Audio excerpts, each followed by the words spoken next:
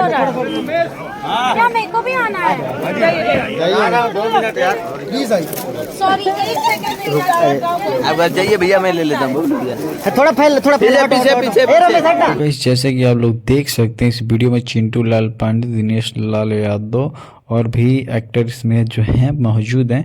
और इसमें बता दूं ये जो शूटिंग का जो केक खाया जा रहा है ये संकल्प मूवी का, निरहुआ का जो मूवी है संकल्प, उस मूवी का ही जैसे शूट चालू करने के लिए यहाँ पे केक और मिठाइयाँ काटी गई थी। तो इसमें बता दूं जैसे कि आप सभी को जाइए भैया, मैं ले लेता हूँ कि यहाँ पे रखी है इन लोगों को देखने के लिए और इन लोगों के साथ सेल्फी लेने के लिए पब्लिक ने इनको घेर रखा था, एकदम तगड़ा वाला। गाइस बता दूं तो मैं आप सभी को बता दूं कि बहुत ही जल्द आने वाला है ये मूवी, क्योंकि इसका जो शूटिंग है बहुत ज़्यादा मतलब कंप्लीट हो आया है और बहुत ही जल्दी इसे रिलीज कर दिया जाएगा। इसका ट्रेलर भी बहुत ही जल्दी आने वाला है। बाकी निरहुआ का ये मूवी बहुत ही मज़ेदार होने वाला है। तो गाइस चैनल को सब्सक्राइब जरूर करके रखें। थैंक